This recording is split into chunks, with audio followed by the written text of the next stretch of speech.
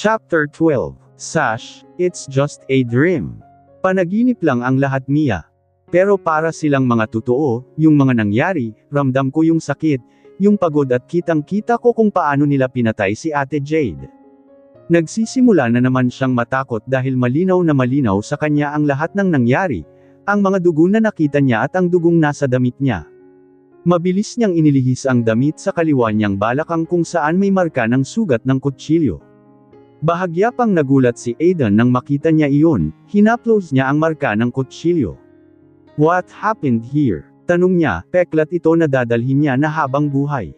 Hindi naman siya kalakihan dahil lumiit na habang lumalaki siya. Ito ang iniwan nila sa akin noong gabing yun. Ang akala ko hindi na ako mabubuhay pero salamat sa taong tumulong sakin. Hindi ko na siya nakita matapos niya akong ipagamot sa hospital kaya nang makauwi ako sa bahay ampunan, kailangan nila akong idala sa ibang bahay ampunan para itago. Alam mo ba kung bakit gusto kanilang patayin? Napailing si Mia dahil hanggang ngayon wala siyang kaalam-alam. Hindi gusto ko na lang kalimutan lahat. Don't make me worry again, Mia. Kung kailangan kitang bantayan sa pagtulog mo gagawin ko. Pakiramdam niya kasi kasalanan niya kung bakit bumalik ang isang bangungot sa buhay ni Mia.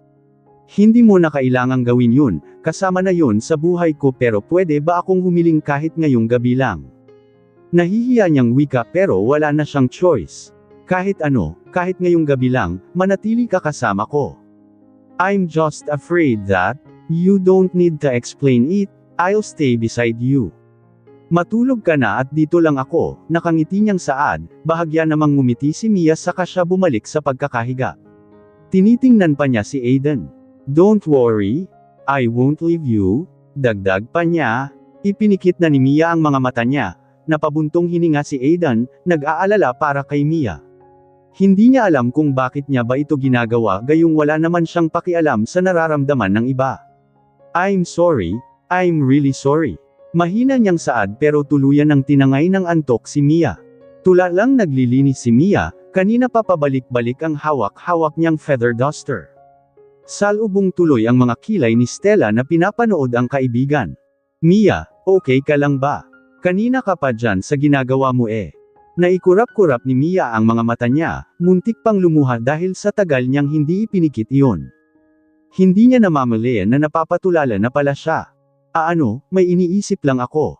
Huwag mo akong alalahanin, hindi naman problema iniisip ko Matamis niyang ngiti ang iginawad niya kay Stella para hindi ito mag-alala o magtanong kung may nangyari ba.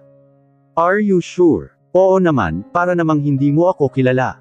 Kapag may problema naman ako sinasabi ko kaagad sa'yo, alam mo namang hindi ako ganun kagaling magtago Kinindatan pa niya si Stella kaya nakumbinsi niya naman ito saka siya bumalik sa trabaho niya. Palihim na bumantong hininga si Mia dahil inaalala niya yung nangyari kagabi. Hindi niya masyadong iniisip tungkol sa napapanaginipan niya dahil mas nangingibabaw sa isip niya ang pananatili ni Aiden sa tabi niya ng buong magdamag. Natulog tuloy silang dalawa ng magkatabi habang hawak-hawak ni Aiden ang kamay ni Mia para mabawasan ang takot nito. Palihim na napasabunot sa sarili niyang buhok si Mia dahil sa hiya, nahihiya siya dahil siya itong babae. Siya pa itong humiling sa isang lalaki na manatili sa tabi niya. Napaayos siya ng tayo nang may maalala siya.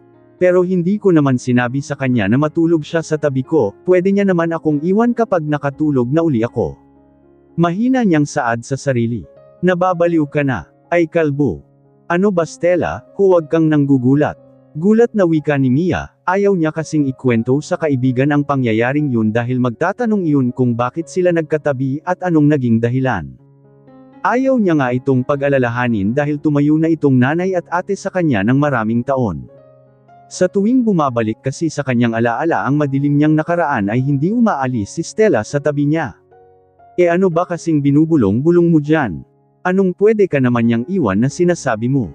Nanlaki ang mga mata ni Mia pero panandalian lang iyon, nakakahiya kayang ikwento pa niya ang tungkol doon. Wala, nanood kasi ako ng K-drama kagabi tapos nasa exciting part na ako, ayun ang daming tanong sa isip ko. Palusot niya, yun lang pala, akala ko naman kung ano na. Itigil-tigil mo nga kapapanood ng K-drama dahil para ka na namang nauuto. Umayos ka nga, naniniwala niyang saad sa palusot ni Mia, napanguso na lang si Mia. Ginawa niya na lang ang trabaho niya kahit na paminsan-minsan ay tumatakbo sa isipan niya ang nangyaring yun. Nagising na lang siyang katabi niya na si Aiden, siya pulang-pula na sa hiya at pagkailang pero si Aiden ngumiti pa ito at nag-good morning sa kanya na tila ba wala lang sa kanya ang pagkakatabi nilang dalawa sa iisang kama. Ginawa nila ang bagay na dapat ay magkasintahan lang ang gumagawa. Wala pa siyang nakakatabing lalaki sa buong buhay niya tapos yung boss niya pa magagawa yun. Mariing nakagat ni Mia ang pang-ibaba niyang labi dahil hanggang ngayon nararamdaman niya ang hiya. Bumangon si Aiden na para bang wala lang sa kanya ang nangyari, siya na rin ang nagluto ng umaga nilang dalawa. Sabay din silang kumain na akala mo ay magkasintahan o mag-asawa na. Mia, halos manigas si Mia sa kinauupuan niya. Kakagat pa lang sana siya ng sandwich niya nang marinig niya na ang baritonong boses ni Aiden. Hoy, tawag ka, siku sa kanya ni Sarah. Nalunok niya tuloy ang unang kagat niya sa sandwich nang wala nang nguya-nguya. Are you okay? Iyan na naman ang malambing na boses ng boss nila, pwede bang bumalik na lang ito sa pagiging bossy niya at palaging sumisigaw? Kinikilabutan siya sa tuwing naririnig niya sa malambing na boses si Aiden. Ay ano, oo naman, okay lang ako. Bakit? May kailangan ka? Nakangiti niya ng tanong. Wala naman, I just want to give you this. Recommend ni Doc para mabilis kang makatulog at magkaroon ng mahimbing na tulog. Inilagay niya ang ilang maliliit na gamot sa kamay ni Mia. Baka hindi na ako makapuntang penthouse later kaya ibinigay ko na, mas lalong namula si Mia dahil wala namang alam ang mga kaibigan niya maliban kay Stella na sa penthouse na siya natutulog. Pigil ang mga sigaw ng mga ito dahil nasa harapan pa nila si Aiden. Hindi ka na sana nag-abala pa, okay lang naman ako. But I don't want to repeat what happened last night, I hope this time you'll listen to me. Malumanay niyang wika, kunot noong nakatitig si Mia kay Aiden, diretsyong tinitingnan sa mga mata niya. Is he really serious? Of course not, he's doing this dahil nakaharap ang mga kaibigan niya. Pagpapanggap lang ang lahat, mauna na ako sa inyo ladies, take care Mia for me. Pagpapalam niya saka umalis na. Halos mahilo si Mia dahil sa pagyugyug sa kanya ng mga kaibigan niya. Magkwento ka naman, anong meron sa penthouse? Anong nangyari kagabi? Mia, magkwento ka, sigaw ng mga ito habang kinikilig, napabuntong hininga naman si Mia. Hindi niya alam kung ano bang nararamdaman niya, bigla-bigla na lang nagbabago. Para saan pa nga ba ang mga ginagawa ni Aiden? Malamang sa pagpapanggap. Mia, sabihin mo nga sa amin, nagsasama na ba kayo ni Sir Aiden nang hindi namin alam? Napangiwi si Mia sa sinabi ni Kirsten, anong nagsasama? Hindi mangyayari yun. Ano ba kayo, hindi kami nagsasama. Ano yung sinasabi niya? Anong meron sa penthouse? Hindi talaga kami titigil hanggat hindi namin nalalaman. Susundan ka namin. She sigh, ano pa nga bang bago? Hindi naman talaga sila titigil hanggat hindi nila nalalaman ang lahat. Tahimik lang namang nakikinig si Stella sa kanila dahil alam niya naman na ang tungkol sa penthouse. Kya, sabay-sabay na sigaw pa ng mga ito dahil sa kilig na nararamdaman nila. Ang sweet-sweet talaga ni Sir Aiden, kung ganun pinupuntahan kanya sa penthouse. Dun din siya natutulog. Si Kirsten, hoy ano ba kayo, hindi naman. Pumupunta lang siya dun kapag may kailangan siyang sabihin sakin o kung may ihahatid siya bukod dun wala na, bihira lang siya pumunta dun. Para saan naman ang gamot na ibinigay niya sa'yo?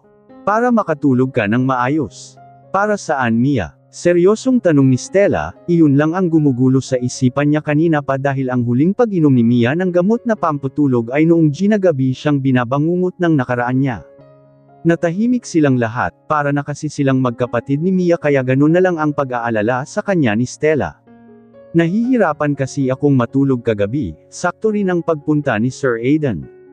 Masyado niya lang ginagawang big deal ang tungkol doon. Di ba nanood pa ako kaya siguro ako nahirapan, kilala mo naman ako kapag hindi ko natatapos ang pinapanood ko. Pagsisinungaling niya pero tila hindi kumbinsido si Stella. Anong dahilan bakit hindi ka makatulog? Tanong pa rin niya. Tungkol sa bagay na gumugulo sa isipan ko nitong mga salungguhit na karaang araw, alam mo na ang tungkol sa bagay na yon. Pagtutukoy niya sa alok na kasal ni Aiden. Hoy teka, bakit kayong dalawa lang ang nakakaalam? Anong meron? Kuryoso na ring tanong ni Sarah. Wala naman personal matters, masyadong exaggerated si Stella Huwag kang mag-alala, sakin kilala mo lang ako, kindat niyang saad, tanging buntong hininga na lang ang narinig nila kay Stella. Nakahinga naman ng maluwag si Mia dahil mukhang naniwala sa kanya si Stella. Sa totoo lang hindi niya talaga masyadong naiisip yung nangyaring bangungot sa kanya kagabi dahil mas iniisip pa niya yung pagtatabi nila ni Aiden sa iisang kama. Tinitingnan niya ngayon ang mga gamot, is he really concerned? Nalilito na siya sa kung ano ba talaga ang ipinapakita ng boss niya. Malalim ang iniisip niyang naglalakad, matapos nilang magmeryenda saglit ay naghiwa-hiwalay na naman sila. Nang makita niya si Aiden sa daang tutunguhan niya ay napahinto siya. Nakatitig siya sa kamay ng isang babaeng nakakapit sa braso ni Aiden, hindi niya kilala kung sino yung babae pero base pa lang naman sa pananamit niya alam mong mga taong kapantay ni Aiden. Akma na sana siyang iiwas nang mapansin na siya ni Aiden at matamis siyang nginitian. "Hi babe," masigla pa niyang bati, napalingon tuloy sa kanya ang mga kausap ni Aiden. Inalis ni Aiden ang pagkakahawak sa kanya ng babae saka siya nilapitan. "Ituloy mo na lang yung ginagawa mo sa kanila, may pupuntahan lang ako." "No, I want you to introduce to them. Let's go," napalingon si Aiden kay Mia dahil hindi ito gumalaw sa kinatatayuan niya. Tiningnan ni Mia ang itsura niya at tila nahihiya siya lalo na at naggagandahang kasuotan ang suot ng mga kasama ni Aiden. "Okay lang ako, may gagawin pa naman ako eh." Mahina niyang saad sa kanya, iniyuko ang ulo niya pero iniangat iyon ni Aiden para magsalubong ang mga mata nila. "You don't have to be shy Mia, you have your own beauty." Wika niya sa kanya, hinawakan sa kamay si Mia saka sila dahan-daang naglakad. Nanatiling nakayuko ang ulo ni Mia hanggang sa makalapit sila sa mga kausap kanina ni Aiden. Nakataas ang kilay ng babaeng nakahawak kanina sa braso ni Aiden sa kamay ngayon ni Aiden na nakahawak kay Mia. "I want to introduce my fiancé, Mia. Mia, they are one of my partners in business." Pakilala ni Aiden. "Nice to meet you all po, I'm Mia Morales." Mahina niyang pakilala. "Oh, she's pretty. Nice to meet you gorgeous lady," nakangiting saad ng isang binatang lalaki. Nakaismid lang naman ang babaeng katabi ni Aiden. "Hindi ko alam na mababa lang pala ang standard mo sa babae." Wika nito, siniko siya ng katabi niyang lalaki pero inirapan niya lang ito. "Hindi mababa ang standard ko sa babae, hindi ako tumitingin sa yaman o ganda, tumitingin ako sa kagandahang loob. Yung babaeng kaya akong suportahan at kayang manatili sa tabi ko kahit anong mangyari. Babaeng hindi ako iiwan kapag nawala na sakin lahat," paliwanag niya sa kanya. Hinipit sa bewang si Mia, napapairap na lang yung babae at hindi na nagsalita pa. "Mauna na muna ako sa inyo, babe, may kailangan pa kasi akong gawin." Bilang ni Mia kay Aiden. "Sure, I'll see you later." Tipid ng ngiti na lang ang iginawad ni Mia saka siya umalis, nakasunod naman ang tingin ng isang babae sa kanya. Nang makalayo si Mia ay hawak-hawak niya na ngayon ang bandang dibdib niya, hindi niya alam kung bakit para siyang kinakapos ng hininga. Dahil ba sa kinakabahan siya o insecure dahil sa naging itsura niya sa harapan ng mga taong yun? Ano nga bang ikahihiya niya? Hindi naman siya tunay na fiancé ng boss nila. Ano naman ngayon kung nagmukha siyang basura sa mga paningin nila? Marangal ang trabaho niya at hindi niya dapat iyon ikahiya. "What are you doing there? Are you hiding?" Mabilis siyang napalingon, nang makita niya si Ace ay mabilis siyang umayos ng tayo. Sinilip pa ni Ace ang gilid ni Mia dahil nakatago siya sa pader. Sinundan din ni Mia ang sinilip ni Ace, mabuti na lamang at nakaalis na sila Aiden. "Hindi ako nagtatago, hiningal lang ako kaya sumandal ako rito," aniya. "Nakikipaghabulan ka na naman ba? Pang-aasar niya rito." "Hindi no, ano kami mga bata." Bahagya namang natawa sa kanya si Ace. "May gagawin ka pa ba?" "Tara merienda. Katatapos ko lang din magmerienda saka baka ano nang sabihin ng mga katrabaho ko, mas marami pa yung tambay ko kesa sa trabaho ko." "Ano ka ba, you're Aiden's fiancé kaya wala silang magagawa. Pero kahit na, ayaw ko namang abusuhin yun." Napangiti si Ace, habang tumatagal napapansin niyang maraming pagkakaiba ang mga ibang babae kay Mia. Mia is really different from them at hindi mo gugustuhing saktan siya. Hinawakan ni Ace si Mia sa kamay sa kanya ito maingat na hinayla. "Saan mo ba ako dadalhin? Baka may makakita sa ating dalawa." Wika niya. "It's okay, hayaan mo ang mga mata nilang mapanghusga para naman may vitamins na sila ngayong araw. Pagtutukoy niya sa mga taong tsismosa. Wala rin naman ang fiancé mong seloso kaya okay lang yan. Hindat pa niyang saad, naiiling na lang sa kanya si Mia kaya sumama na lang din siya. Naupo na silang dalawa habang hinihintay ang order nila. Are you sure na burger at juice lang order mo? Hindi ko naman kasi mauubos kapag dinamihan ko pa, sabi ko naman sa'yo katatapos lang namin magmeryenda. Napatango na lang si Ace at hindi na pinilit pa si Mia.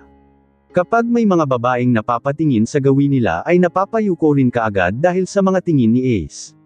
Mabait at palangiti siya pero hindi mo gugustuhing galitin. Huwag mong palabasan ang drugang natutulog sa katawan niya dahil baka ikaw ang umiyak. Here's your order ma'am, sir enjoy po. If you need something just call US sir. Magalang na saad ng staff, tinanguan na lang siya ni Ace saka nagpasalamat. Siya nga pala, nagkita na ba kayo ni Aiden? Biglang pagtatanong ni Ace, gusto niya nga sanang iwasan ang pag-uusap tungkol kay Aiden pero malabo yatang mangyari kapag si Ace ang kasama niya dahil wala siyang ibang tinanong kundi kay Aiden. Oo kanina, he's busy talking with his business partners. Sagot niya saka kumagat ng burger niya. Oh so you already met Samantha. Kunot-noo namang tiningnan ni Mia si Ace, hindi niya naman kung sino dun si Samantha dahil dalawa silang babae kanina na nakita niya. Hindi ko alam kung sino ang Samantha sa kanila, walang interes niyang wika, wala naman siyang pakialam sa mga taong nakapaligid kay Aiden dahil hindi siya interesado. Ayaw niyang ipagsiksikan ang sarili niya sa mga hindi niya ka-level. Baka sabihin pa nila masyado siyang trying hard at nagpipiling mayaman dahil lang sa fiancé niya si Aiden. Gusto pa rin niyang ibagay ang sarili niya sa tamang lugar. Yung matangkad na kulot at mahaba ang buhok. Napaisip si Mia kung sino sa dalawa ang nakita niya base sa sinabi ni Ace. Naalala niya naman yung babaeng nakahawak sa braso ni Aiden kaya siya bahagyang napangisi. Oh, the one who's holding Aiden's arms. Tila naging bitter ang pagkakasabi niya noon kaya napangisi si Ace. You're jealous. Of course not, hindi ko lang nagustuhan yung sinabi niya. Oo ganito lang ako at walang maipagmalalaki pero huwag niya na sanang idamay si Aiden. Ano naman kung mababa ang standard ni Aiden sa babae? May magbabago ba? May basehan ba kapag nagmahal ka? Hindi niya maitago ang inis niya, she don't want to be rude but she don't want to be plastic lalo na sa mga kagaya ng babaeng yun. Pare-pareho, din naman silang mga tao at mamamatay sa huli, nagkaiba lang dahil sa mga level nila sa buhay pero kung makapagsalita ang babaeng yun akala mo alipin na nila ang mga katulad ni Mia. Oh, I'm sorry about that. I don't know that she's rude. Nah, you don't have to say sorry, hindi ko lang nagustuhan ang tabas ng dila niya. I don't want to talk about it anymore, nakakasira ng araw. Mataray niyang wika, hindi alam ni Ace kung sa ugali ba talaga siya ni Samantha naiinis o dahil sa nakita niya itong nakahawak sa braso ni Aiden. Sumimsam si Ace sa juice niya sa kabahagyang napangisi habang nakatitig siya sa naiinis na mukha ni Mia. Siya nga pala, next week na birthday ni Aiden, may plano ka na. Nakuha naman ang interes ni Mia dahil sa sinabi ni Ace, magtatanong pa nga lang sana siya sa mga kasamahan niya kung alam ba nila ang birthday ni Aiden dahil gusto niyang pag-isipan ang bagay na yon. Hindi nagpahalatang nagulat si Mia dahil dapat alam niya kung kailan ang birthday ng fiancé niya. Wala pa, pinag-iisipan ko pa, paimpol niyang saad, nag-iisip kung paano ba niya malalaman ang exact date ng birthday ni Aiden. Isang linggo pa naman at ilang araw, makakapag-isip pa ako. Saktong isang linggo na lang, October 18 birthday niya, October 11 na ngayon. Palihim siyang napangiti at kunwaring nagulat. Talaga ba? Ang akala ko ay siyam pa lang ngayon. Hindi ko na namamalayan yung date. Pagkukunwari niya, alam niya naman talaga kung anong date ngayon gusto niya lang malaman ang exact birth date ni Aiden. Now she know, October 18 pala ha. Wala ka pang plano dun. Isang linggo na lang meron ka para mag-prepare ka. If you need money just tell me, iyon na lang din ang regalo ko kay Aiden. Bahagyang ngumiti si Mia. Hindi niya naman talaga kailangan ng maraming pera para sa paghahanda dahil alam niya na kung anong gusto ni Aiden. No need, simple lang ang plano ko para sa kanya. Simple but memorable for him, I want that day for him to be more special. Hindi niya kailangan ng magagarbong handaan at mga regalo. Are you sure? Kunot noong tanong ni Ace na tinanguan na lang ni Mia. Frost me, give it to me, siya naman ngayon ang commandant kay Ace kaya natawa ito. I think, I need to find my own Mia too. Nakakainggit dahil sa loob ng maraming taong nakulong si Aiden sa bahay nila and celebrate his birthday alone, ngayon he can celebrate it with a smile in his face with you. Hihintayin ko ang araw na yun. Kung ganun alam din pala ni Ace ang tungkol sa pagka-celebrate ni Aiden ng mag-isa ang special day niya. Tipid na lang ngumiti si Mia dahil hindi niya kayang isipin ang mukha ni Aiden habang nakaharap sa napakarami at masasarap na pagkain pero wala siyang kasama. Are you okay? May nasabi ba akong hindi maganda? Tanong ni Ace dahil sa biglaang pagbabago ng reaksyon ng mukha ni Mia. Wala naman, iniisip ko lang kung ano nga bang ginagawa niya kapag birthday niya nang walang kasama. Kapag iniisip ko kasi parang ang lungkot ng buhay niya. He used to eat, when he turned 15 ayaw niya na nang pinaghahanda siya at hanggang sa mga nagdaang taon. His special day became a normal day for him. Bahagyang napabuntong hininga si Mia saka sumimsam ng juice niya. Hindi niya akalaing totoo nga pala talaga lahat ng ikwenento sa kanya ni Aiden. Kung ang iba excited sa mga kaarawan nila pero siya bata pa lang hindi niya na maramdaman ang presensya ng special day para sa kanya. Ilang araw na lang ang meron si Mia para sa paghahanda niya sa birthday ni Aiden. Hindi naman siya itong celebrant pero kinakabahan siya. Minsan ay iniisip niya ring huwag na lang ituloy pero sa tuwing naiisip niyang alam ni Ace na may plano siya para kay Aiden baka magtaka naman ito kung hindi niya itinuloy. Tila pagod na naupo sa sofa si Mia, hindi niya kasi alam kung magugustuhan ba ni Aiden ang gusto niyang mangyari gayong nasanay itong wala nang nangyayari sa araw ng kaarawan niya. Bahala na, kung hindi niya magustuhan edi hindi at kung nagustahan naman edi salamat. Aniya pa, may plano na siya, lakas ng loob na lang ang wala siya dahil kinakabahan siya sa pwedeng mangyari sa araw na yon. Paano kung masira iyon? Imbis na memorable baka mas lalo niyang hindi magustuhan ang birthday niya. Napabuntong hininga na lang si Mia, naupo si Stella sa tabi ni Mia na malalim na naman ang iniisip. Iniisip mo na naman ang gagawin mo sa birthday ni Sir Aiden. Bakit ba kasi persigido ka dun kung nagpapanggap lang naman kayong dalawa? It's not about that Stella, kahit siguro ikaw kapag nalaman mo ang kwento sa kaarawan ni Sir Aiden, gagawin mo rin kung anong gagawin ko. Kwento tungkol sa birthday ni Sir. Ano bang meron dun? His special day became a normal day for him, palagi siyang mag-isa kapag ipinagdiriwang niya ang kaarawan niya. When he turned 15 ayaw niya na nang ipinaghahanda siya dahil normal na lang palagi sa kanya ang birthday niya. Gusto kong iparamdam sa kanya na special pa rin ang birthday niya, hindi man magarbo at least maging memorable man lang sa kanya. Napangiti naman sa kanya si Stella, mukhang nagiging concern na ito sa boss nila. Kung sabagay, sila naman itong palaging magkasama kaya malamang nakikilala na ni Mia ang boss nila. Don't worry, tutulungan ka namin, hindi man maging maganda ang iba mong naiisip pupunan natin yun. Pagpapalakas loob ni Stella sa kanya, kung sabagay kung hindi nga naman maging successful ang iba niyang plano. Nandun naman sila para samahan ang boss nila. Naglalakad na si Mia nang mapansin niya si Aiden kasama ni Samantha, nang magtama ang mga mata nila ni Aiden ay mabilis siyang umiwas. Akma sana siyang tatawagan ni Aiden nang mabilis na mawala sa paningin niya si Mia. Napakunot na lang siya ng noo dahil sigurado siyang nakita niya si Mia. Nasaan na yun? Is there a problem, Aiden? Tanong ni Samantha saka sinundan ng tingin ang tinitingnan ni Aiden. Wala naman, okay, continue. Aniya, minsan pa niyang tiningnan kung saan niya nakita si Mia pero naipilig niya na lang ang ulo niya baka namamalikmata lang siya.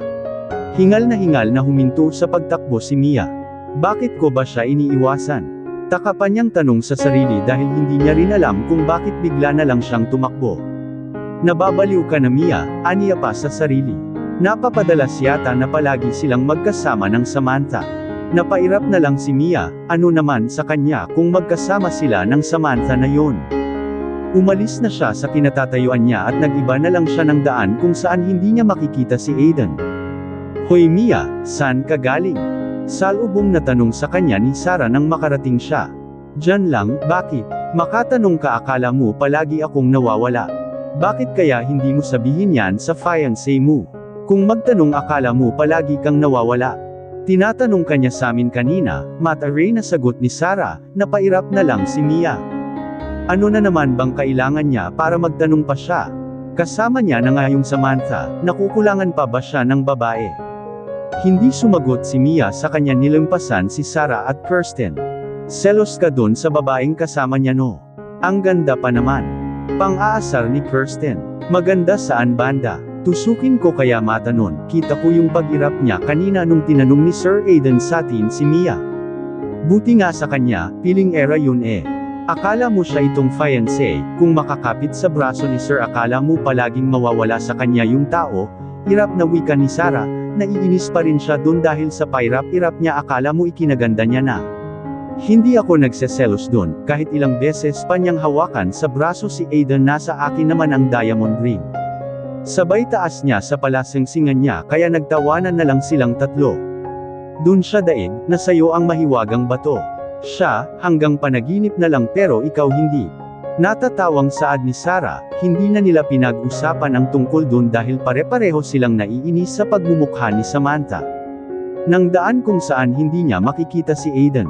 Hoy Mia, saan ka galing? Salubong na tanong sa kanya ni Sarah nang makarating siya. Diyan lang, bakit? Makatanong ka akala mo palagi akong nawawala. Bakit kaya hindi mo sabihin yan sa fiancé mo? Kung magtanong akala mo palagi kang nawawala. Tinatanong kanya sa amin kanina, mataray na sagot ni Sarah, napairap na lang si Mia. Ano na naman bang kailangan niya para magtanong pa siya? Kasama niya na nga yung Samantha, nakukulangan pa ba siya ng babae? Hindi sumagot si Mia sa kanya nilampasan si Sarah at Kirsten. Selos ka dun sa babaeng kasama niya no? Ang ganda pa naman. Pang-aasar ni Kirsten. Maganda saan banda? Tusukin ko kaya mata nun, kita ko yung pag-irap niya kanina nung tinanong ni Sir Aidan sa atin si Mia. Buti nga sa kanya, piling era yun eh. Akala mo siya itong fiancé, kung makakapit sa braso ni Sir akala mo palaging mawawala sa kanya yung tao, irap na wika ni Sarah, naiinis pa rin siya dun dahil sa pairap-irap niya akala mo ikinaganda niya na. Hindi ako nagseselos dun, kahit ilang beses pa niyang hawakan sa braso si Aidan nasa akin naman ang diamond ring. Sabay taas niya sa palasengsingan niya kaya nagtawanan na lang silang tatlo. Dun siya daig, na sayo ang mahiwagang bato. Siya, hanggang panaginip na lang pero ikaw hindi. Natatawang saad ni Sarah, hindi na nila pinag-usapan ang tungkol dun dahil pare-pareho silang naiinis sa pagmumukha ni Samantha. Kunot noong nakatingin sa wall clock niya si Aidan dahil kanina pa niya pinapatawag si Mia pero hindi pa rin ito pumupunta sa kanya. Kahit naman na busy ito ay pwedeng ibigay ni Aidan sa ibang empleyado ang trabaho ni Mia. Where the hell is she? Nababagot niya ng wika, ayaw pa naman niya nang pinaghihintay siya pero ang babaeng ito. Tila wala ng takot sa kanya. Napabuntong hininga siya at walang nagawa kundi ang lumabas ng opisina niya. Palingalinga siya sa paligid baka sakaling makita niya ang mga kaibigan ni Mia. Stella, tawag niya kay Stella na naglalakad, napahinto si Stella sa kanya nilingan ang tumawag sa kanya. Bahagya siyang yumuko para magbigay galang. Do you know where Mia is? Pagtatanong niya. Kanina po magkasama kami pero nagkahiwalay din. Hindi ko po alam kung nasan siya. Napatango na lang si Aidan saka nagpatuloy na maghanap. Nakita niya na rin sina Sarah at Kirsten pero hindi na rin nila alam kung nasan si Mia. Napahinto sa paglalakad si Aidan nang makaramdam siya ng pagod. Napakalawak ng hotel niya para hanapin si Mia. Is she avoiding me? Alam kong siya yung nakita ko kanina, aniya pa, wala siyang nagawa kundi ang bumalik sa opisina niya. Abala naman si Mia sa paglilinis sa isang VIP room. Pinili niya na lang na linisin ito kahit maghapon dahil sa tuwing nakikita niya ang mga kaibigan niya sinasabi ng mga ito na hinahanap na naman siya ni Aidan. Basta ayaw niya kasing magpakita rito, hindi naman siya ganito dati, ang iwasan ang boss nila at hindi ito puntahan kapag ipinapatawag siya. Basta, parang wala siya sa mood para kausapin o makita si Aidan. Dito na lang siya magtatago buong maghapon. Hapon na rin nang matapos si Mia sa paglilinis niya, dala-dala ang cart ng hotel na naglalaman ng mga bedsheet ay lumabas na siya. Oh damn it! Sigaw ng babaeng nabangga ng cart ni Mia. Hindi niya naman sinasadya dahil saktong pagtulak niya ng cart ay ang pagdaan din ng babae. Nako, pasensya na ma'am. Hindi ko po sinasadya. Hinjeng tawad niya. Hindi sinasadya. Ang lawak-lawak ng daan tapos hindi sinasadya. Tandang padamdam panipik. Iniangat ni Mia ang ulo niya para tingnan kung sino ang nabangga niya dahil pamilyar sa kanya ang boses. Hilaw ding natawa si Samantha nang makilala niya si Mia. Ikaw, alam kong sinasadya mo na eh. May problema ka ba sakin? Taas kilay nitong tanong. Wala akong problema sa'yo ma'am, ako po yung nasa tamang daan pero pinili mo pa ring dumaan dito kaya hindi ko na po kasalanan kung nabunggo kita. I even apologize about it. Hilaw pa ring tumawa si Samantha sa kanya tila nandidiring tiningnan ang kabuuan ni Mia. Hindi ko alam kung anong nagustuhan sa'yo ni Aiden, if you have a beauty, I also have a beauty. You don't have money and I have. Wala kang maipagmamalaki pero ako meron. I wonder if what you did to him. Napangisi si Mia, hindi niya kailangang makipagplastikan sa babaeng kaharap niya. I don't need what you have dahil una pa lang siya na ang nagpumilit na pumasok sa buhay ko. Aanhin mo ang kayamanan mo kung minsan hindi ka napansin ni Aiden. I don't want to be rude but you started it. Walang-wala man ako sa'yo, nasa akin naman ang atensyon at pagmamahal ng isang Aiden Hernandez.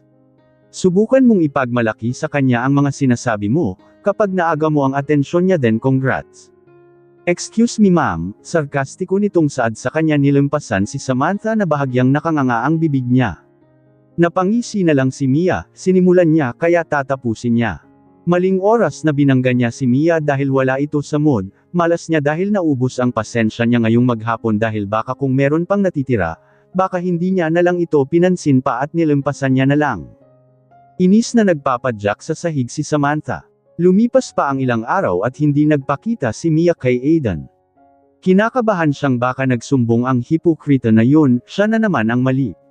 Mabilis ang takbo ni Mia para makahabol sa elevator pero napahinto rin dahil bukod sa puno na ito ay nasa likod si Aiden kasama ni Raul at Samantha. Bahagya siyang tumawa saka bahagyang yumuko. Sige, mauna na kayo. Nahihiya niyang wika, may pasenyas pa.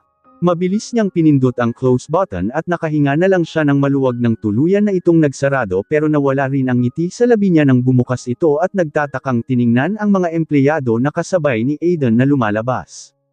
Saan kayo pupunta? Takapan niyang tanong sa mga ito pero walang sumagot sa kanila. Tiningnan niya si Aiden at blanko lang ang mukha nito. Inis namang lumabas si Samantha nang hilin siya ni Raul. Napalunok si Mia dahil mukhang siya ang hinihintay ni Aiden. Hindi ba naman kasi magpakita sa kanya ng ilang araw naswertehan pa niya ngayon. Get in, malamig at seryosong saad ni Aiden, walang nagawa si Mia kundi ang pumasok at pamwesto sa unahan. Am I that scary para layuan mo? I don't even have a virus na nakakahawa para hindi ka damay-kit sakin. Dagdag niya, naipikit na lang ni Mia ang mga mata niya saka dahan-daw ang lumapit kay Aiden pero nagulat siya nang bigla na lang siyang hilin nito para magkadikit silang dalawa. Are you avoiding me? Hindi po sir, mabilis niyang sagot. Then, why you didn't enter lately? Kasi, puno na po sir kaya hindi na ako pumasok. Nung nakaraang araw pa kita ipinapatawag pero ni isa wala ka man lang pinakinggan. Nakagat ni Mia ang labi niya. Ano naman kasi sanang pag-uusapan nilang dalawa. Kung tungkol ito sa kasal mas lalo siyang iiwas. Busy po akong naglilinis sa mga VIP room, hindi po ako nakakalabas doon kaya hindi po nakakarating sa akin na ipinapatawag niyo po pala ako. Pagdadahilan niya, hindi niya alam kung makakalusot ba yun o hindi Starting today, you're not gonna clean any room except to my office, Mia. Pero, no more buts, no more excuses. I am the boss here and you don't have nothing to do but to obey my command. Maautoridad niya ng saad, sinaman niya ng tingin si Aiden at akmang lalabas na sana si Mia nang hawakan siya ni Aiden sa damit niya saka siya na unang naglakad. Follow me, dagdag pa niya. Naiinis na lang na sumunod si Mia habang may ibinubulong-bulong. Akala mo kung sinong boss, gusto na lang palagi na masunod ang gusto niya. Paano naman yung akin? Mahina pa niyang bulong sa sarili. Kainis. Dumiretso na silang dalawa sa opisina ni Aiden at pagbukas pa lang ng pintuan ay kita niya na si Samantha na matamis nang nakangiti sa kanya pero nawala ang ngiting iyon nang makita niya si Mia na nakasunod sa likod ni Aiden at nakasimangot pa. What is she doing here? Nakangiwi niyang tanong, napaangat ng tingin si Mia at mas lalong nadagdagan ang inis niya dahil mukhang makakasama pa niya ang babaeng ito. Hi Mia, what happened? Tanong ni Ace dahil pansin niya ang nakabusangot na mukha ni Mia.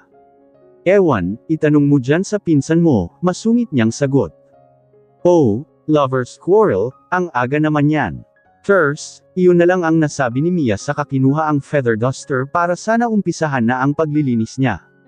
Come here, sit beside me, rinig niya na naman sa boses ni Aiden kaya inis niya itong nilingan. Ano bang problema mo? Ang hirap mong basahin. Sigaw niya na, napapangisi lang naman sa kanila si Ace habang si Samantha naman ay hindi na may pinta ang mukha. He's still your boss kaya umayos ka, sabat ni Samantha pero hindi siya pinansin nito. Tumayo si Aiden at nilapitan si Mia sa kanya ito ipinaupo sa tabi niya. I didn't saw you this past few days so as your punishment I want you to stay beside me. I know you're avoiding me, ani ni Aiden at hindi niya pinakawala ng kamay ni Mia. Naiinis na nakatingin dun si Samantha. Do we need to give you both a time to talk? Tanong ni Ace pero umiling si Aiden. Hindi na kailangan, gawin na lang natin ang ginagawa natin and you Mia, don't you dare to leave dahil hindi mo magugustuhan ang ipaparusa ko sa'yo.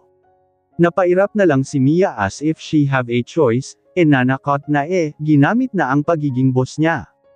Humalikip-kap na lang siya at salubong ang mga kilay na pinapanood ang mga kasama niya sa mga ginagawa nila sa mga papeles.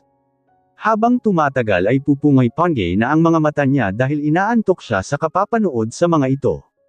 Nakaupo lang siya at walang ginagawa.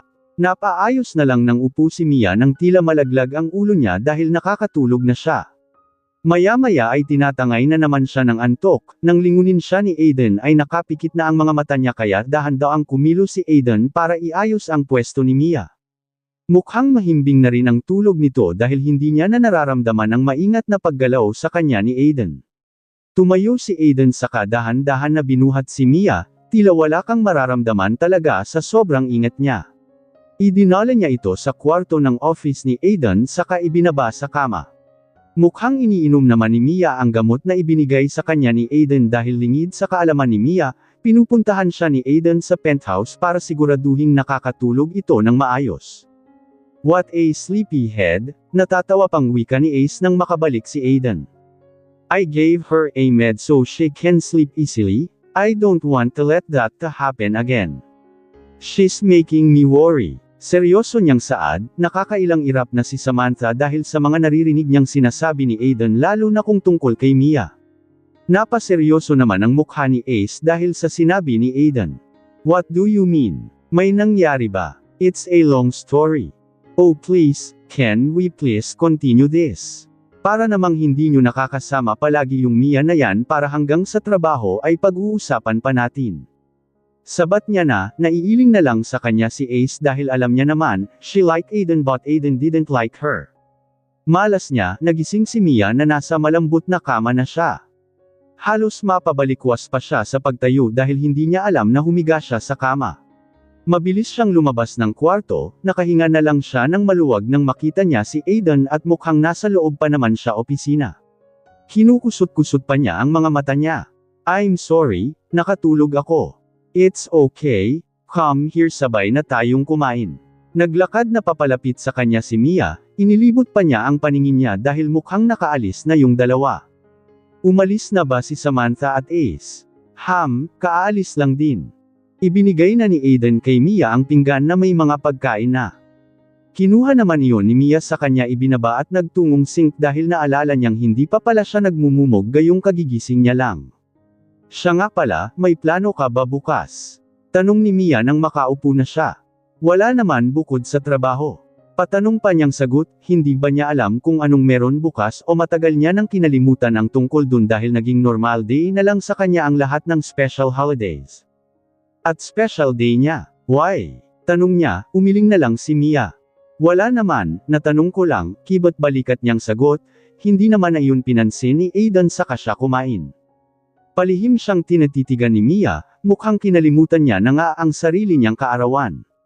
Kung sabagay, kung 15 pa lang naman siya noon nang simulan niyang huwag na siyang handaan malamang kinalimutan niya na yun kung ilang salungguhit taon na ang lumipas. Matapos nilang kumain ay nagpaalam na muna siyang may pupuntahan siya.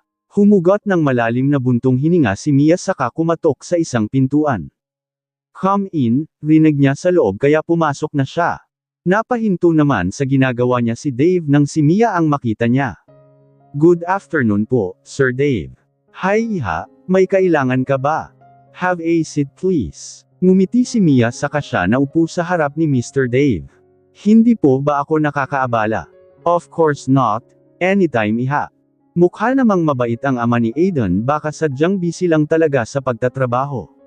"Sasaglit lang naman po ako sir, I just want to give you this kung sakaling nakalimutan nyo."